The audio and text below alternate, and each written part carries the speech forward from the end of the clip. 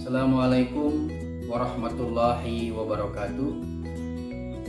Sahabat-sahabat saya yang baik hatinya, dari dua episode video terdahulu setelah saya share kepada teman-teman baik di YouTube maupun di IG, ada beberapa sahabat yang menghubungi saya yang secara khusus meminta kepada saya untuk membuat video tentang motivasi menghadapi corona ini, terutama buat teman-teman yang saat ini mengalami kesulitan ekonomi, diantaranya harus kehilangan pekerjaan.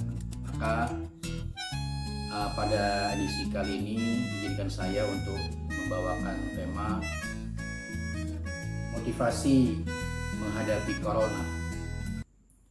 Percaya, tetap tenang, bergerak, dan berdoa.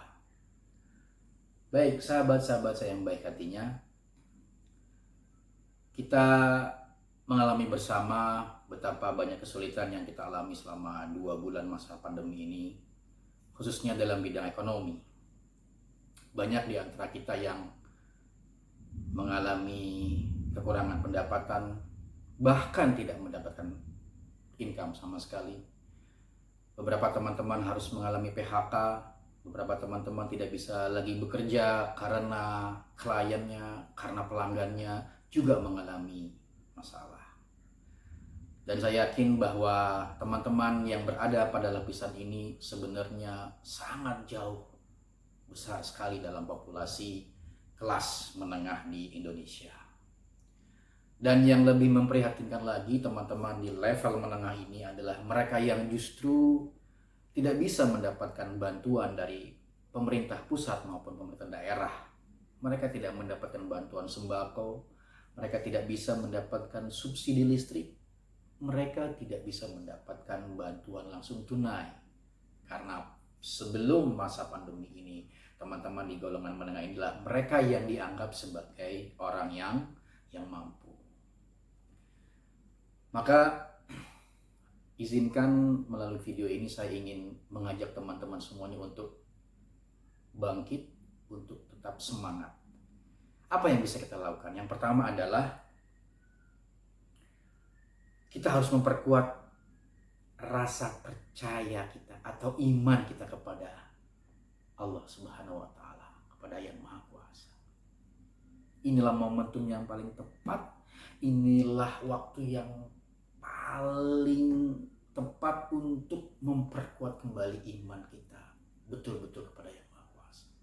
Kalau selama ini mungkin kita lebih nyaman bahwa rezeki itu datang dari klien kita, bahwa rezeki itu datang dari bos kita, dari pimpinan kita, bahwa rezeki itu datang dari pekerjaan kita sebagai hukum sebab akibat.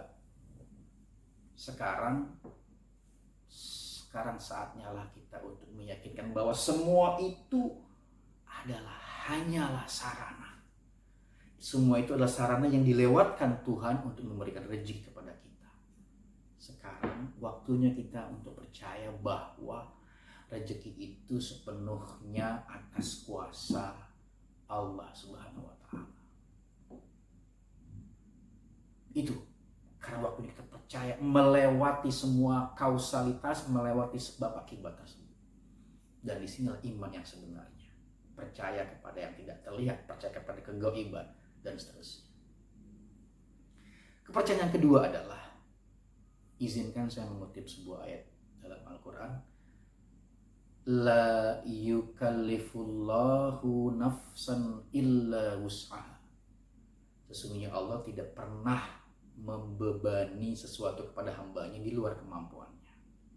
Berarti kita harus percaya bahwa kesulitan apapun, kerumitan apapun yang kita alami saat ini, betapapun beratnya, itu tetap dalam jangkauan kemampuan kita.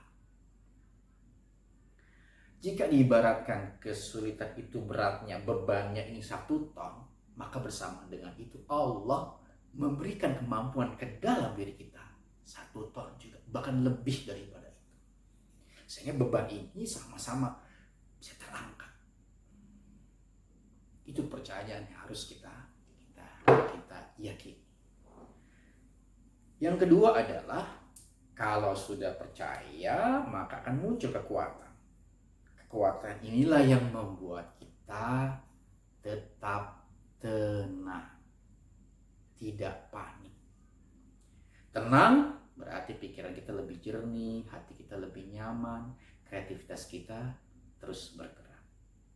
Baru kita melangkah yang ketiga, yaitu apa? Terus bergerak. Bergerak bagaimana, Mas Imam? Orang kita disuruh PSBB, kita disuruh di dalam rumah. Bergerak yang dimaksud adalah bergerak ide-idenya, bergerak imajinasi-imajinasinya, bergerak kreativitas-kreativitasnya, bergerak untuk breakthrough, keluar daripada zona nyaman. Kalau selama ini mungkin kita sebagai pegawai hanya mengandalkan gaji, mungkin sudah saatnya kita harus menjual sesuatu. Kalau selama ini kita mengandalkan menunggu pelanggan, mungkin saatnya kita harus masuk kepada aplikasi konten digital atau hal-hal kreatif lainnya.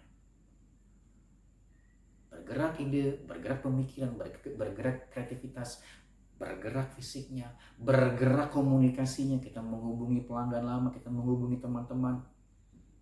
Dan yakinlah, dalam pergerakan itulah rezeki-rezeki juga akan dialirkan melalui Allah Subhanahu wa Ta'ala. Dan yang terakhir yang bisa kita lakukan adalah masih momentum Ramadan, kita masih hari ketiga, hari keempat bulan Ramadan, bulan yang penuh keberkahan. Inilah saatnya kita berdoa. Berdoa sehening-heningnya, sedalam-dalamnya, seikhlas-ikhlasnya. Ramadan adalah waktu yang ijabah, saat berbuka, saat sahur, saat menunggu di antara dua azan dan seterusnya adalah waktu-waktu mustajabah yang bisa kita gunakan untuk memohon pertolongan, untuk dimudahkan segala urusan, untuk kita semua segera keluar daripada kesulitan ini.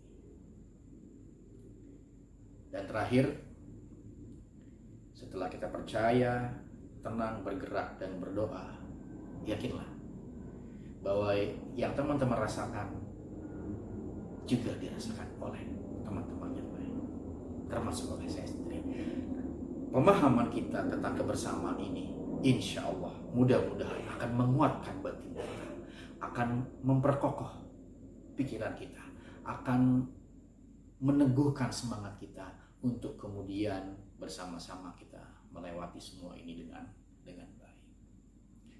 Sekira demikian yang dapat saya bagikan pada edisi kali ini. Semoga ada manfaatnya. Mohon maaf bila ada kata-kata yang kurang berkenan. Akhirul kalam. Assalamualaikum warahmatullahi wabarakatuh.